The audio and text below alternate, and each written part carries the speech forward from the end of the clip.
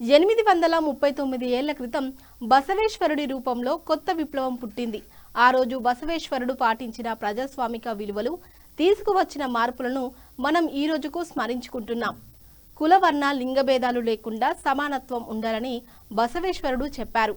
ఆయన చెప్పిన సమానత్వం, సమాన అవకాశాల కోసం మనం ఈ రోజుకు పాటుపడుతున్నాం. అంటే మనం వెనుకబడి ఉన్నట్టు లెక్క. పార్లమెంటులో మహిళా బిల్లును పాస్ కాకుండా అనేక శక్తులు కుట్రలు చేసి అడ్డుకున్నాయి. బిల్లు పాస్ అయితే బాగుండేది. గత అసెంబ్లీ ఎన్నికల్లో ఒక పార్టీ మహిళలకు 8 సీట్లు ఇస్తే మరో పార్టీ 10 సీట్లు ఇచ్చింది. మొత్తంగా అసెంబ్లీలో 8 మంది మహిళా ఎమ్మెల్యేలు ఉన్నారు. బసవేశ్వరుడి నుంచి డాక్టర్ బిఆర్ అంబేద్కర్ గారు స్ఫూర్తి పొందారు.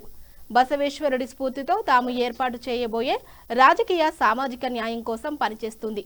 33% టికెట్లు, పార్టీ పదవులు మహిళలకు ఇస్తుంది అని చెప్పారు.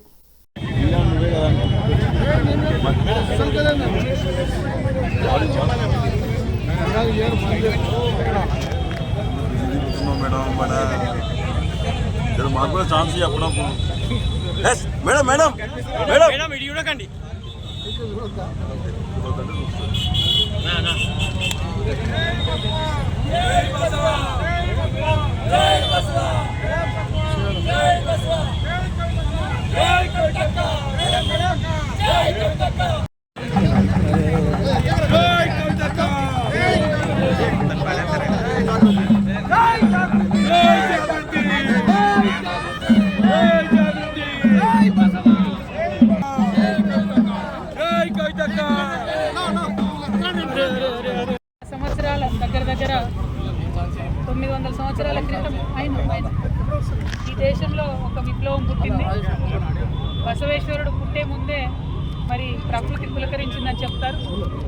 అదేవిధంగా వారు జన్మించి 839 సంవత్సరాలు అవుతున్నప్పటికీ ఆనాడు వారు చేసినటువంటి మార్పులు, తీసుకున్నటువంటి ప్రజాస్వామిక విలువలు, ఆ అంశాలు ఇవాళకి కూడా మనం చర్చిస్తూనే ఉన్నాం. ఒక పక్క వర్ణభేదం లేకుండా, కుల భేదం లేకుండా సొసైటీలో అందరూ కలిసి ఉండాలి, అందరికీ కరెక్ట్ డెవలప్మెంట్ కావాలి, అందరికీ సరైన గౌరవం ఉండాలని ఆనాడు వారు ఏదైతే చెప్పారో, లింగ భేదం లేకుండా, స్త్రీ పురుష భేదం లేకుండా అందరికీ సమాన అవకాశాలు రావాలని ఏదైతే చెప్పారో, ఇంకా అది సాధించుకోవడానికి 830 ఏళ్ళ తర్వాత కూడా మనం పాటుపడుతూ ఉన్నాము, ప్రయత్నం చేస్తున్నామంటే మనం వెనుకబడినట్టు లెక్క. వారు ఇంకా ఎంతో తరాలకు ముందుగా పుట్టినటువంటి మహానుభావుడు. ఆ వ్యక్తిని, బసవేశ్వరుణ్ణి మనందరం కూడా దైవంగా కొలుసుకుంటూ ఉన్నాము. మరి వారి యొక్క స్ఫూర్తితోని భారతదేశంలో నిన్న మొన్ననే మహిళా బిల్లు వీగిపోవడం జరిగింది. చాలా దారుణం. మహిళా బిల్లు పాస్ అయి ఉంటే బాగుండేది. పాస్ కాకుండా మరి అనేక శక్తులు అడ్డుపడి కుట్రలు చేసి మహిళా బిల్లు పోయేటట్టు చేసింది. మన రాష్ట్రానికి వస్తే పోయిన ఎన్నికలు 2023 ఎన్నికలు తీసుకుంటే ఒక పార్టీ 8 సీట్లు ఇస్తే ఇంకో పార్టీ 10 సీట్లు ఇచ్చింది మహిళలకు. అల్టిమేట్గా ఒక దాంట్లో 3 గెలిస్తే ఒక దాంట్లో 5 గెలిచింది. అంటే టోటల్గా కూడా మన రిప్రజెంటేషన్ ఎక్కడ కూడా లేదు. మరి ఇవ్వాలన్నా బసవేశ్వరుడి జయంతి సందర్భంగా వారి స్ఫూర్తితోనన్నా అన్ని రాజకీయ పక్షాలు మారుతాయని నేను భావిస్తున్నా. నేను కూడా త్వరలోనే పొలిటికల్ పార్టీ పెట్టబోతూ ఉన్నాను కాబట్టి బసవేశ్వరి స్ఫూర్తితోనే ఒక సామాజిక న్యాయం కోసం కొట్లాడతాం. ఎందుకంటే వారి స్ఫూర్తితోనే అంబేద్కర్ కొట్లాడిండ్రు. అంబేద్కర్ కూడా పదే చెప్పుకుంటూ వచ్చిండ్రు.